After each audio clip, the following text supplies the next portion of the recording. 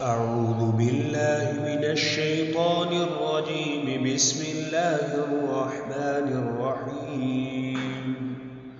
الحمد لله الذي خلق السماوات والأرض وجعل الظلمات والنور، ثم الذين كفروا بربهم يعدلون.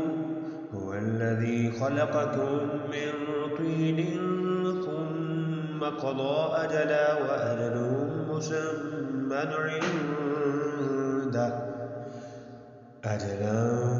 وأجل مسمى عنده ثم أنتم تمترون. وهو الله في السماوات وفي الأرض، يعلم سركم وجهركم ويعلم ما تكسبون. وما تأتيهم من آية من آيات ربهم إلا كانوا عنها معرضين. فقد كذبوا بالحق لما جاءهم، فسوف يأتيهم أنباء ما كانوا به يستهزئون. ألم يروا كم أهلكنا من قبلهم من قرن مكناهم في الأرض ما لم نمكن لكم، وأرسلنا السماء عليهم مدرارا، وجعلنا الأنهار تجري من تحتهم فأهلكناهم بذنوبهم وأنشأنا من بعدهم قرنا آخرين. ولو نزلنا عليك كتابا في قرطاس فلمسوه بأيديهم لقال الذين كفروا إن هذا إلا سحر مبين. وقالوا لولا أنزل عليه ملك، ولو أنزلنا ملكا لقضي الأمر ثم لا ينظرون. ولو جعلناه ملكا لجعلناه رجلا وللبسنا عليهم ما يلبسون. ولقد استهزئ برسل من قبلك فحاق بالذين سخروا منهم ما كانوا به يستهزئون. قل سيروا في الأرض ثم انظروا كيف كان عاقبة المكذبين. قل لمن ما في السماوات والأرض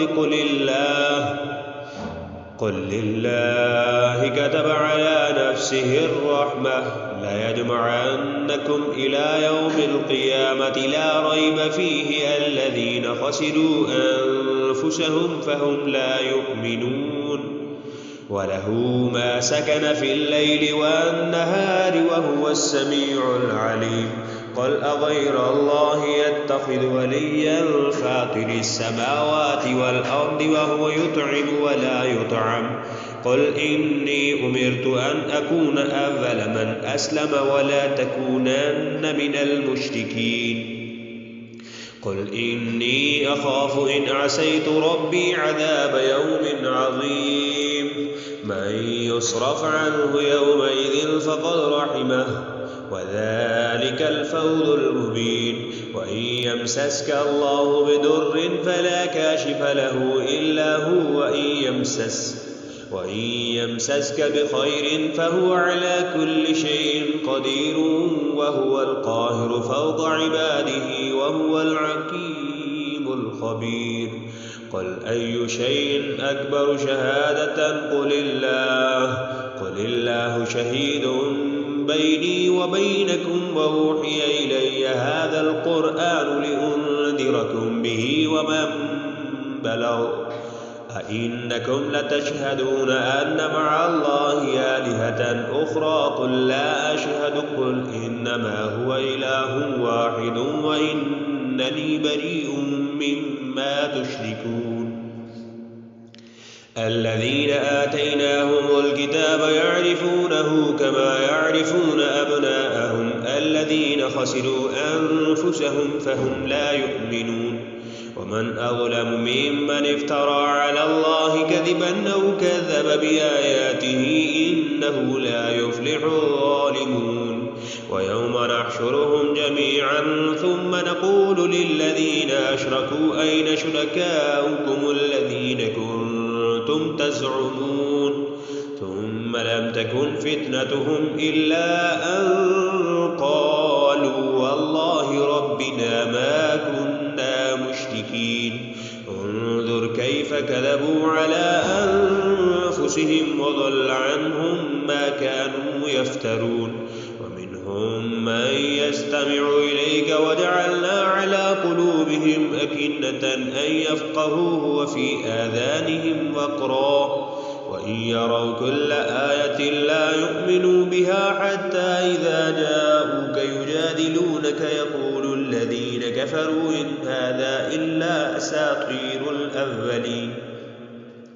وهم ينهون عنه وينأون عنه وإن يهلكون إلا أنفسهم وما يشعرون ولو ترى إذ وقفوا على النار فقالوا يا ليتنا نرد ولا نكذب بآيات ربنا ونكون من المؤمنين بل بدا لهم ما كانوا يخفون من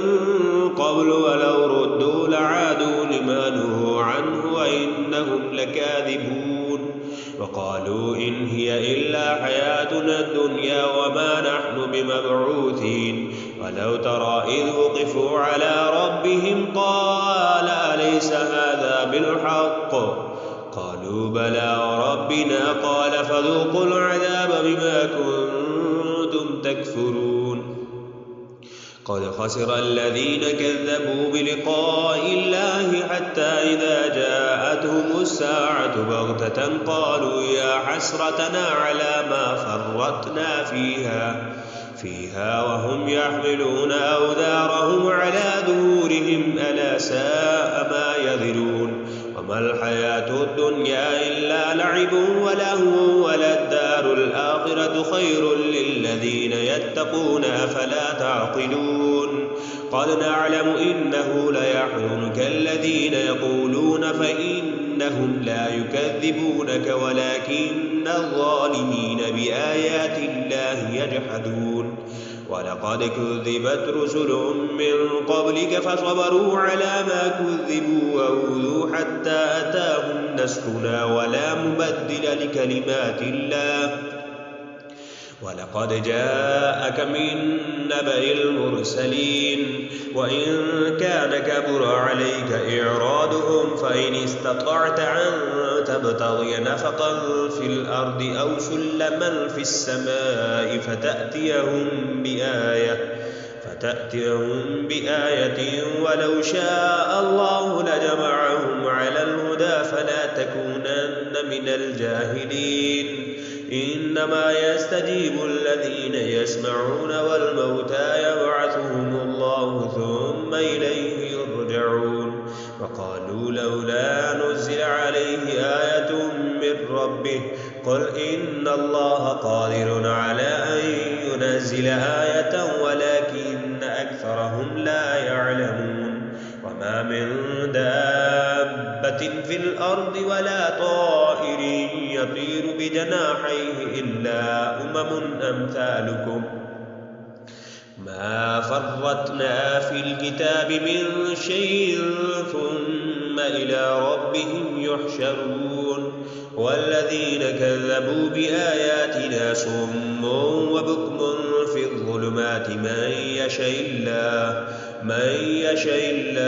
يضلله ومن يشاء يجعله على صراط مستقيم قل أرأيتكم إن أتاكم عذاب الله أو أتتكم الساعة وغير الله تدعون إن كنتم صادقين بل إياه تدعون فيكشف ما تدعون إليه إن شاء وتنسون ما تشركون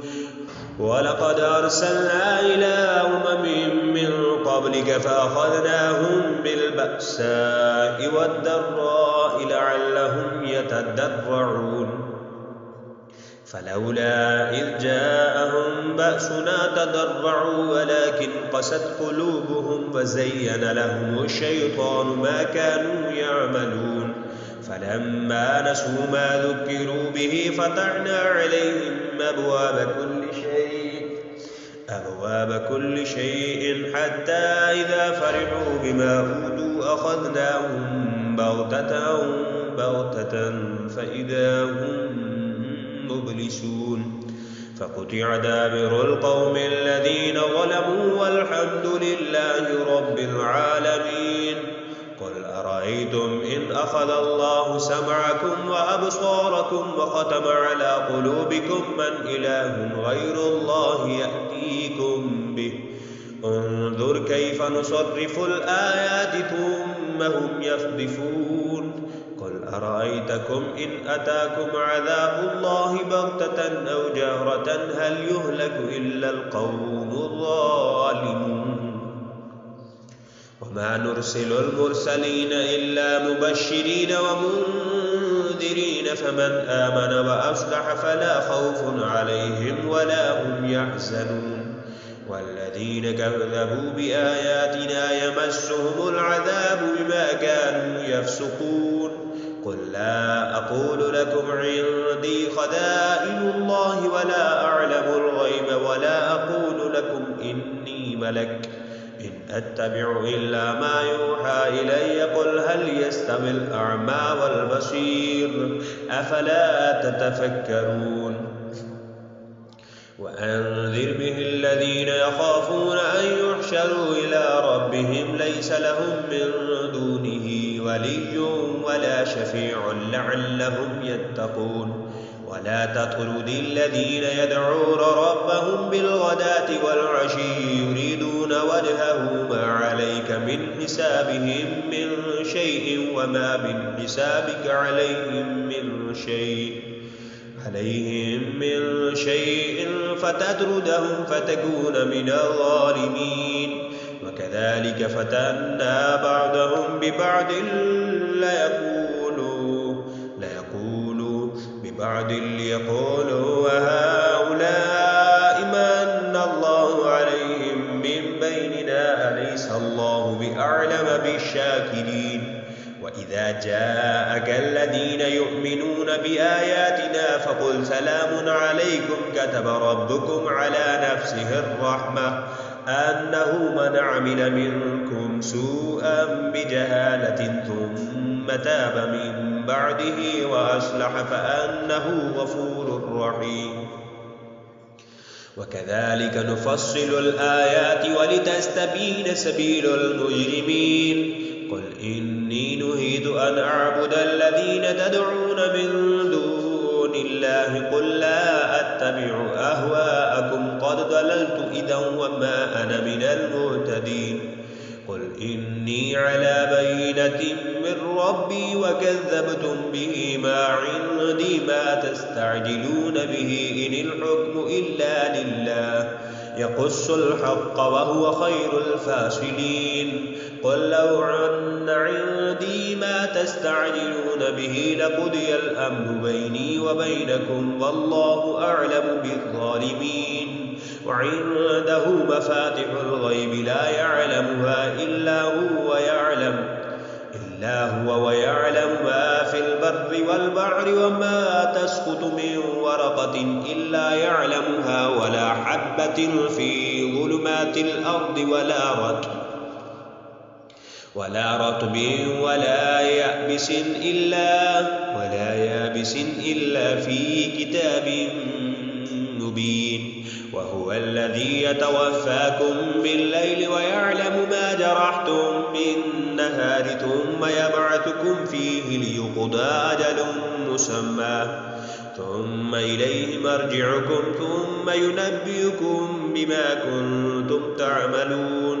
وهو القاهر فوق عباده ويرسل عليكم حفظه حتى إذا جاء أحدكم الموت فتوفته رسلنا وهم لا يفرطون ثم ردوا إلى الله مولاهم الحق ولا له الحكم وهو أسرع الحاسبين. قل من ينجيكم من ظلمات البر والبحر تدعونه تضرعا وخفية لئن أنجانا من هذه لنكونن من الشاكرين. قل الله ينجيكم منها ومن كل كرب ثم أنتم تشركون.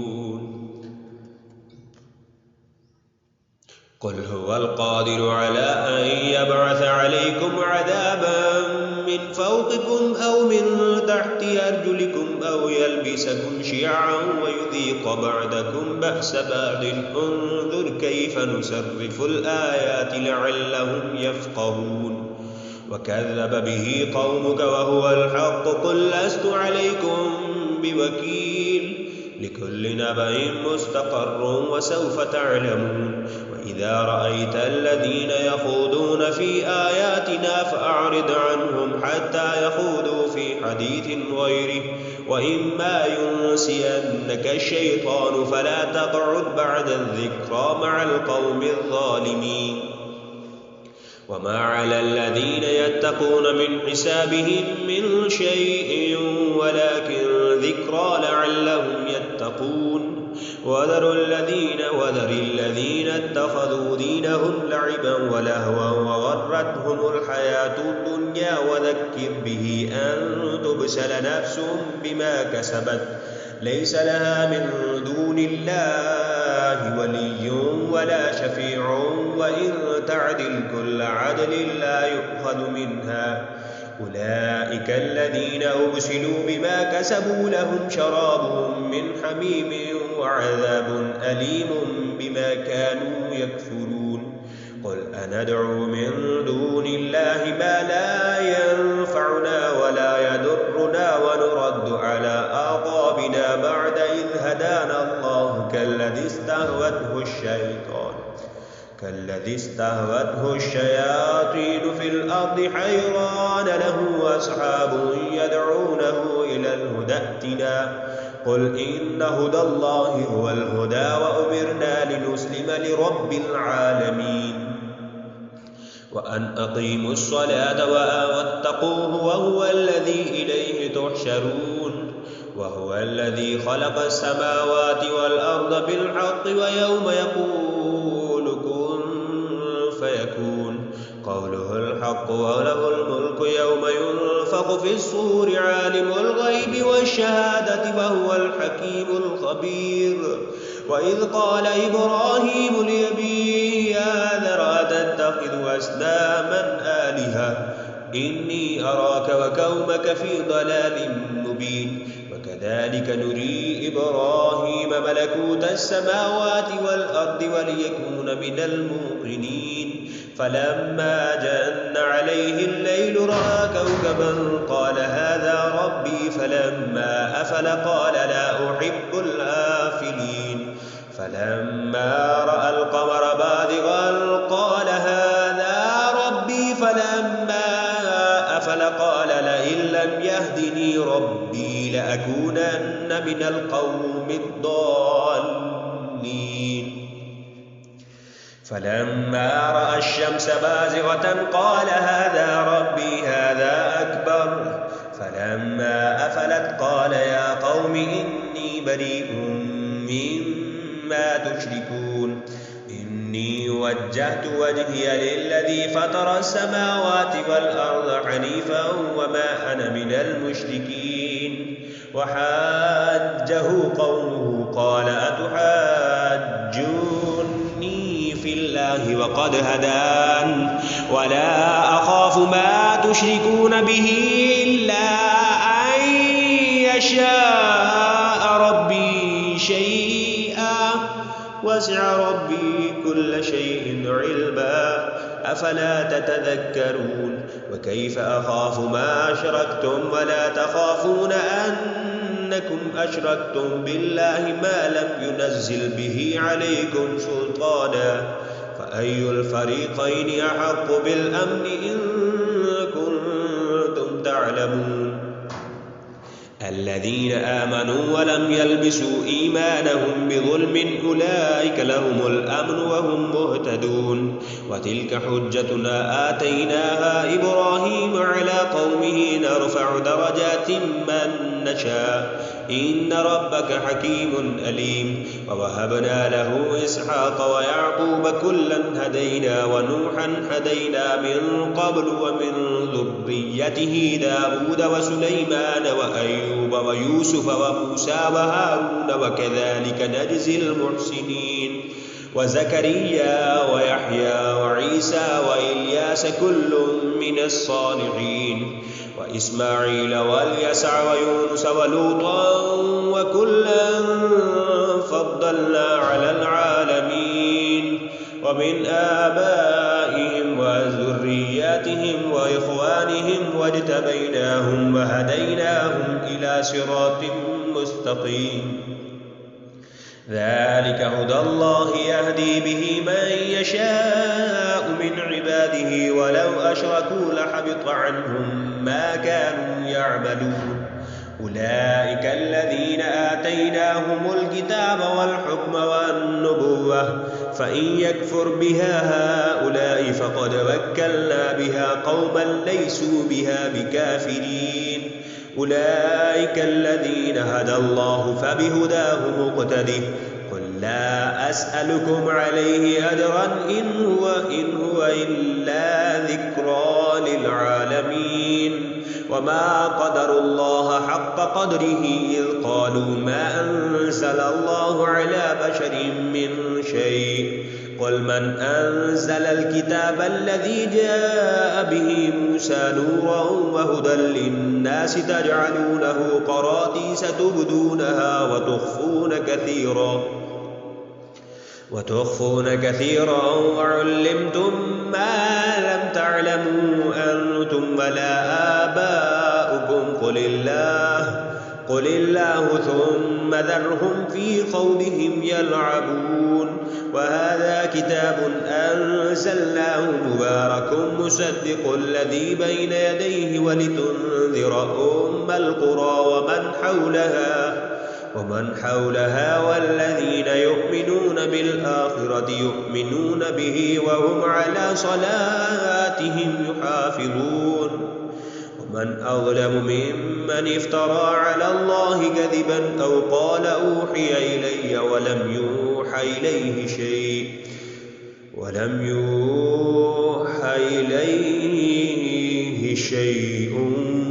ومن قال سأنزل مثل ما أنزل الله ولو ترى إذ الظالمون في غمرات الموت والملائكة باسطوا أيديهم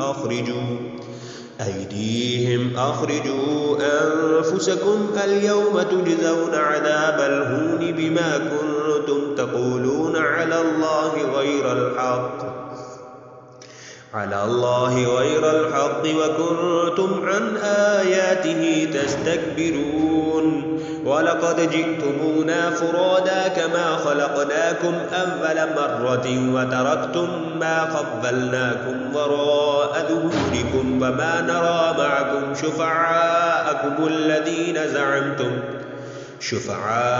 الذين زعمتم أنهم فيكم شركاء لقد تقطع بينكم وضل عنكم ما كنتم تزعمون إن الله فالق الحب والنوى يخرج الحي من الميت ومخرج الميت من الحي ذلكم الله فأنى تؤفكون فالق الإصباح وجعل الليل سكنا والشمس والقمر حسبانا ذلك تقدير العزيز العليم وهو الذي جعل لكم النجوم لتهتدوا بها في ظلمات البر والبحر قد فصلنا الآيات لقوم يعلمون وهو الذي أنشأكم من نفس واحدة فمستقر ومستودع قد فصلنا الآيات لقوم يفقهون وهو الذي أنزل من السماء ماء فأخرجنا به نبات كل شيء فأخرجنا منه خضرا نخرج منه حبا متراكبا ومن النخل من طلعها قنوان دانية وجنات من أعناب والزيتون والرمان مشتبها وغير متشابه انظروا إلى ثمره إذا أثمر وينعه إن إن في ذلكم لآيات لقوم يؤمنون وجعلوا لله شركاء الجن وخلقهم وخرقوا له بنين وبنات بغير علم سبحانه وتعالى عما يصفون بديع السماوات والأرض أنى يكون له ولد ولم تكن له صاحبة وخلق كل شيء وهو بكل شيء عليم ذلكم الله ربكم لا إله إلا هو خالق كل شيء فاعبدوه وهو على كل شيء وكيل لا تدركه الأبصار وهو يدرك الأبصار وهو اللطيف الخبير قد جاءكم بصائر من ربكم فمن أبصر فلنفسه ومن عمي فعليها وما أنا عليكم بحفيظ وكذلك نصرف الآيات وليقولوا درست ولنبينه لقوم يعلمون اتبع ما أوحي إليك من ربك لا إله إلا هو وأعرض عن المشركين ولو شاء الله ما أشركوا وما جعلناك عليهم حفيظا وما أنت عليهم بوكيل ولا تسبوا الذين يدعون من دون الله فيسبوا الله عدوا بغير علم كذلك زينا لكل أمة أعمالهم ثم إلى ربهم مرجعهم فينبئهم بما كانوا يعملون وأقسموا بالله جهد أيمانهم لئن جاءتهم بآية ليؤمنن بها قل إنما الآيات عند الله وما يشعركم أنها إذا جاءت لا يؤمنون ونقلب أفئدتهم وأبصارهم كما لم يؤمنوا به أول مرة ونذرهم في طغيانهم يعمهون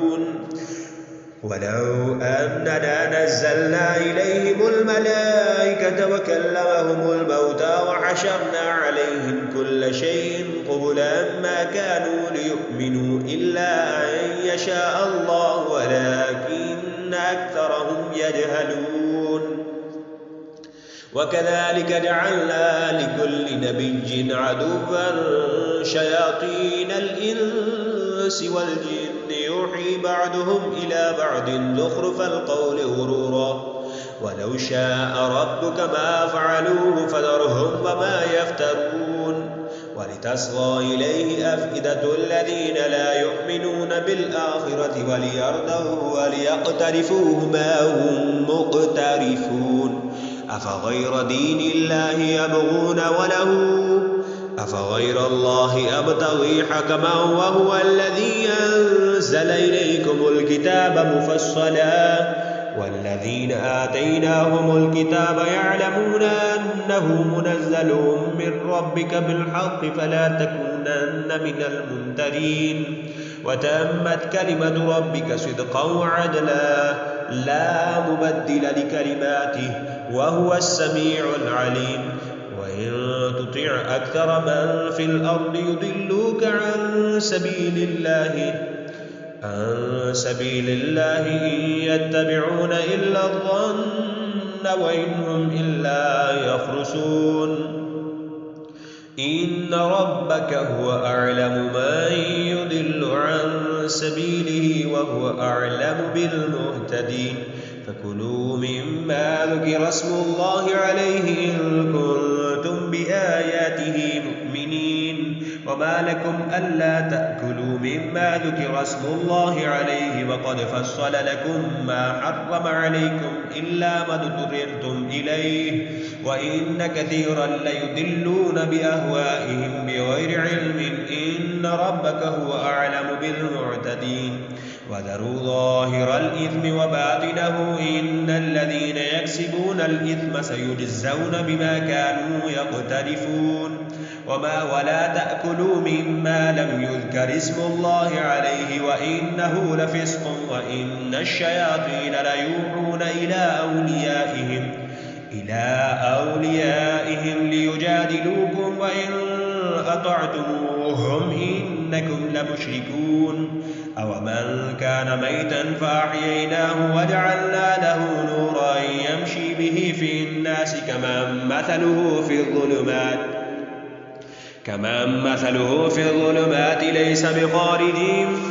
منها كذلك زين للكافرين ما كانوا يعملون وكذلك جعلنا في كل قرية أكابر مجرميها ليمكروا فيها وما يمكرون إلا بأنفسهم وما يشعرون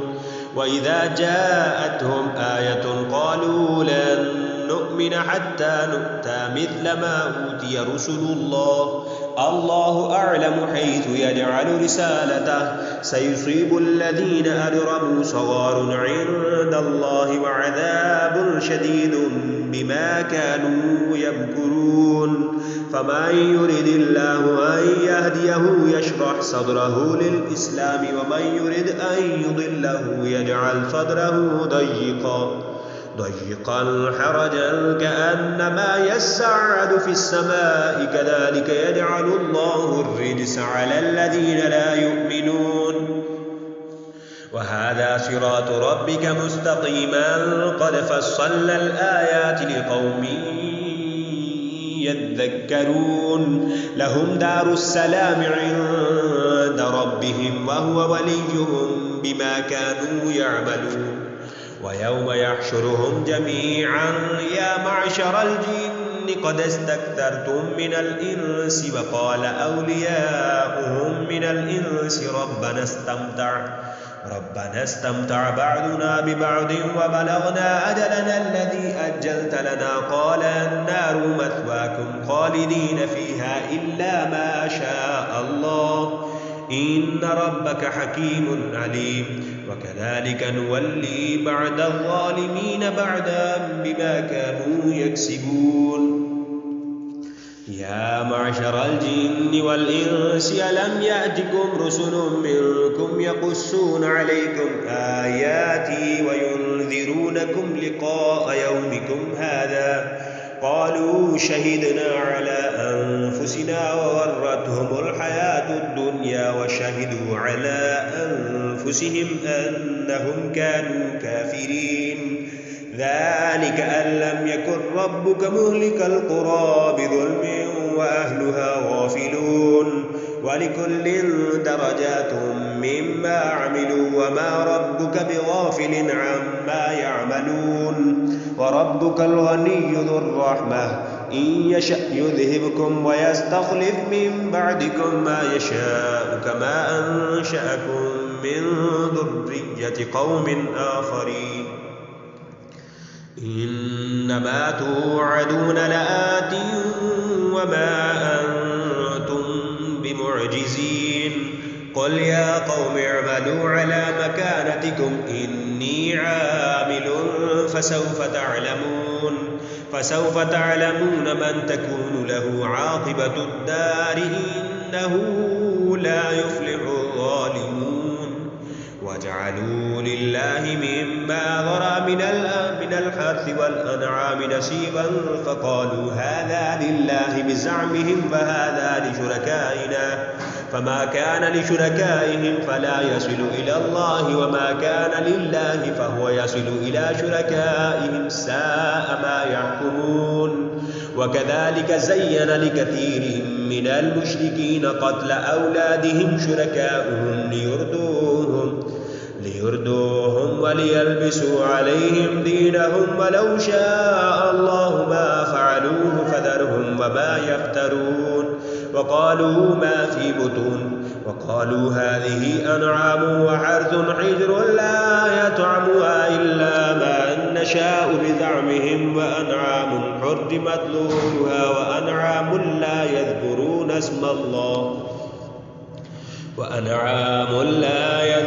اسم الله عليها افتراء عليه سيجزيهم بما كانوا يفترون وقالوا ما في بطون هذه الأنعام خالصة لذكورنا ومحرم على أزواجنا وإن يكن ميتة فهم فيه شركاء سيجزيهم ويصفحهم إنه حكيم عليم.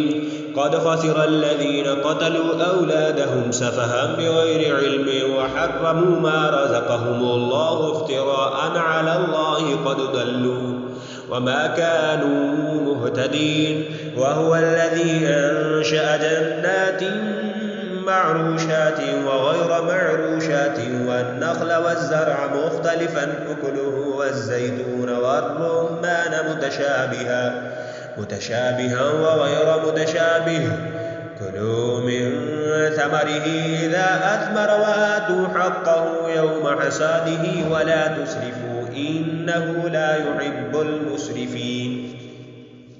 ومن الأنعام حمولة وفرشا كلوا مما رزقكم الله ولا تتبعوا خطوات الشيطان إنه لكم عدو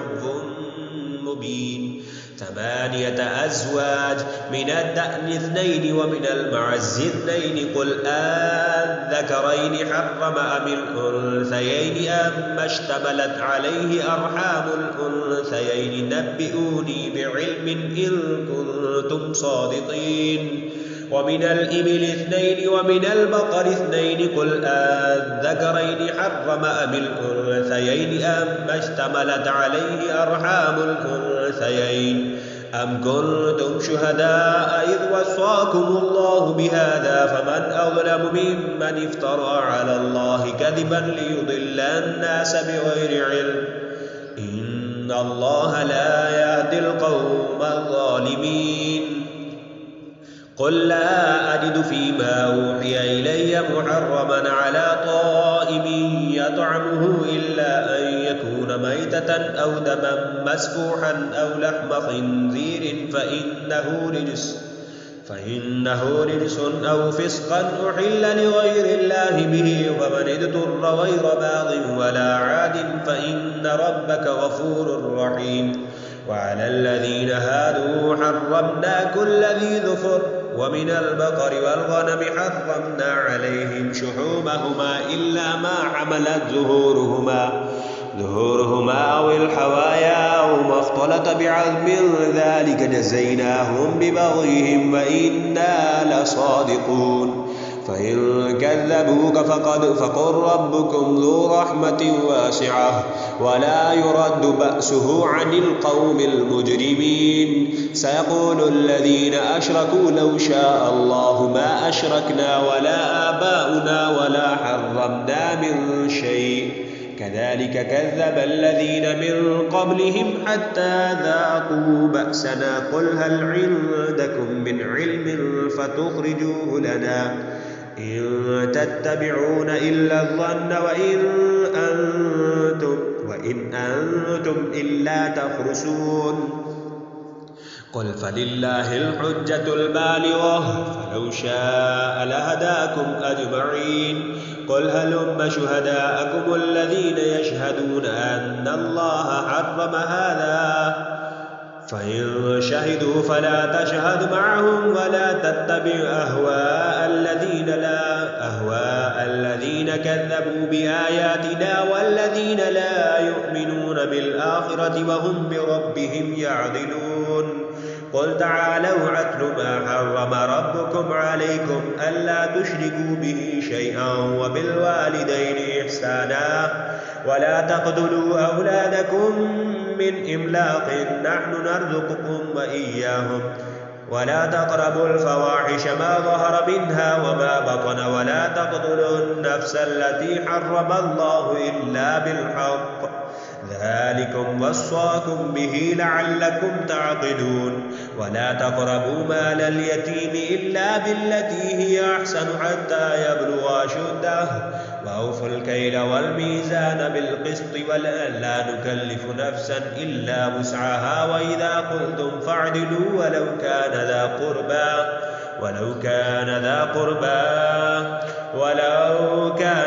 قربى وبعهد الله أوفوا ذلكم وصاكم به لعلكم تذكرون. وأن هذا صراطي مستقيما فاتبعوه ولا تتبعوا السبل فتفرق بكم عن سبيله ذلكم وصاكم به لعلكم تتقون ثم آتينا موسى الكتاب تماما على الذي أحسن وتفصيلا لكل شيء وهدى ورحمة لعلهم بلقاء ربهم يؤمنون وهذا كتاب أنزلناه مبارك فاتبعوه واتقوا لعلكم ترحمون أن تقولوا إنما أنزل الكتاب على طائفتين من قبلنا وإن كنا عن دراستهم لغافلين أو تقولوا إن لو أنا أنزل علينا الكتاب لكنا أهدى منهم فقد جاءكم بينة من ربكم وهدى ورحمة فمن أظلم ممن كذب بآيات الله وصدف عنها